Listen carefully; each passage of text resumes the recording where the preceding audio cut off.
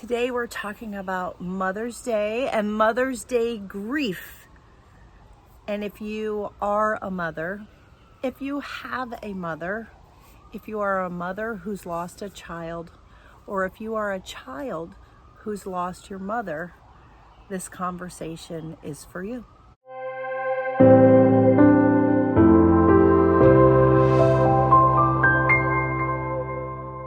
I want to start the conversation with a quotation that I found.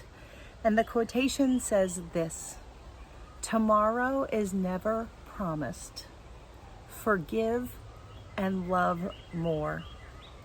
And you just can't have a conversation around Mother's Day without talking about love and forgiveness. A lot comes up for me on this day, and when I think about it from my perspective, I went to my gratitude journal, and every day in my gratitude journal, I write things that I'm grateful for. Hey there, it's Catherine, and I want to interrupt this video for just a second to remind you about my upcoming 10-week grief-inspired grief transformation course. We are going to walk you through all the aspects that you need to deal with in order to help you move through your grief, move forward, and learn how to live and be happy again. Yes, it is possible. I walk you through it every step of the way. Reach out to me at griefinspired@gmail.com or visit my website at griefinspiredme.com to learn more. What I've found personally is that if I go to my gratitude journal for any situation that's difficult, and I stay in a space of gratitude or put myself in the place of gratitude, that my pain, my angst, my challenges start to fade away. And as I was reflecting on my gratitude for today, the first thing that I wrote was that I'm grateful for being a mother to 3 boys. Now, what a lot of people don't know is that I miscarried my first pregnancy. That child was a boy. We had him genetically tested, even though he was only about 13 weeks gestation. He was a boy. And that was the moment that I became a mother for the first time. And so that's really special to me. Everything I do here with Grief Inspired, you guys know that I talk a lot about my son Jackson, who only lived for 42 days and nights. He taught me so much more about what it means to be a mother. And my son Mason, who is my almost 12-year-old, his birthday's right here around Mother's Day, and so he is going to be 12 this year. And I can tell you, he's taught me a tremendous amount as well. So that was the first thing that I wrote down in my gratitude journal. The second thing that I wrote down is the fact that I still have my mother. My mother is going to be 88 years old this year. And I work with a lot of clients who are grieving their mothers. You may be grieving your mother. And so when I write down that I'm grateful that she's still with us, it's true. I really, really am. And then next I wrote down that I can help other mothers through their pain, either those who have lost a child or those who are grieving their own mother. That I've been given the ability and the opportunity to be able to be there and to support all of you in this.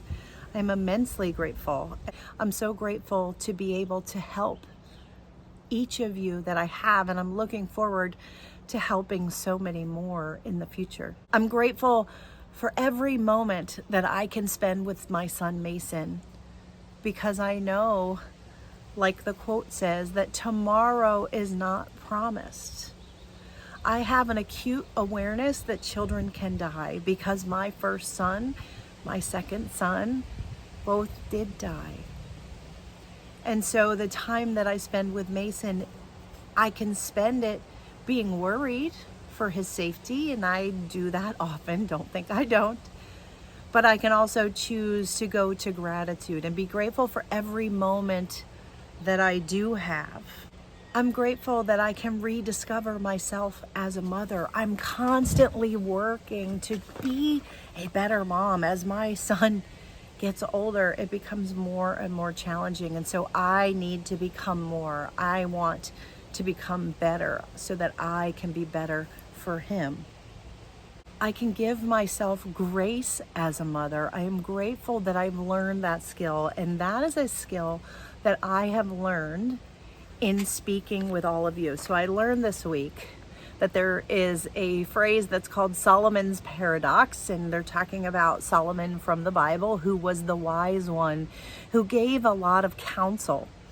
And he counseled people, but he himself had some challenges. So I am very good at giving other people advice. It is a skill and a gift that I have. And what I really appreciate and am grateful for is when my students, my clients, the people that I'm working with, like you, can teach me. I've learned so much about myself by helping those of you on your grief journey. And so that doesn't go unnoticed, and the ability to teach myself to be gentle with myself and not be too hard on myself, because it's the same thing that I tell all of you. And how can I be telling all of you, don't be hard on yourself, when I'm over here beating myself up for things? So I think that giving ourselves grace and forgiving ourselves, we're going to talk more about that. I think that's something that we all can use. And when we think about loss, whether it be loss of our children, loss of our mothers, maybe it's the pending loss, right? We've been talking this week with several people about anticipatory grief. Or maybe you have a mother that's not as present with you because of dementia or Alzheimer's.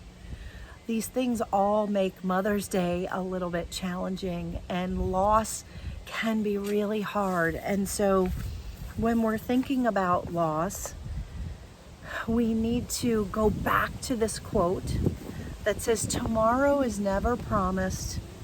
Forgive often and love more. And so let's talk about forgiveness for a second. Forgive yourself.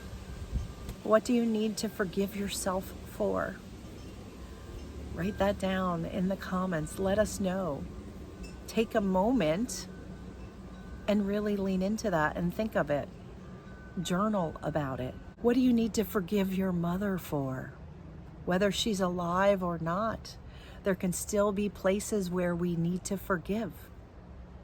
And if you've lost a child or still have a child, where do you need to forgive them?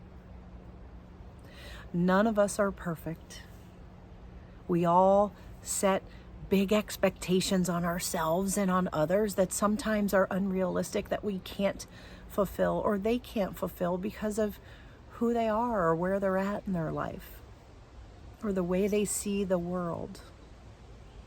And the way to help with that is with forgiveness. So it's forgiving yourself, forgiving your mother, forgiving your child perhaps. And then when the quote says tomorrow is never promised, forgive often and love more. Love yourself more. Where can you do that? What does that look like? Love your mother more. What does that look like for you? What does that mean to you? What can you do? What can you say? What can you let go of?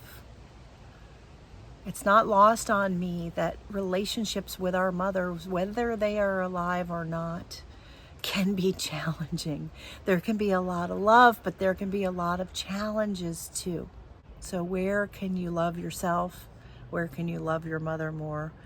And then lastly, how can you love your child more? And there's one moment when I remember when I was taught what it meant to be a mother. When I was in the hospital and Jackson was fighting for his life, there was a time when they were telling me that he needed more blood and babies need a very specific type of blood.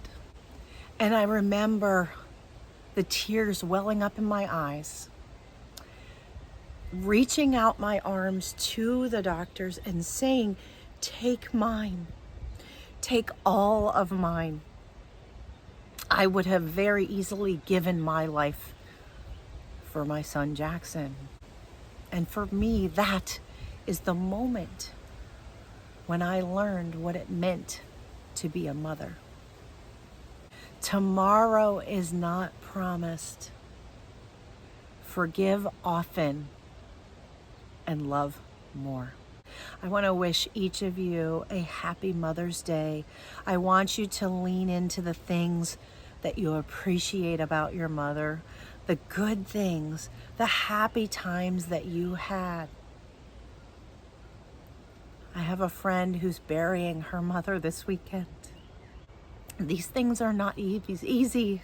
Grief is not easy. Love is not easy. But it's what makes it so very special.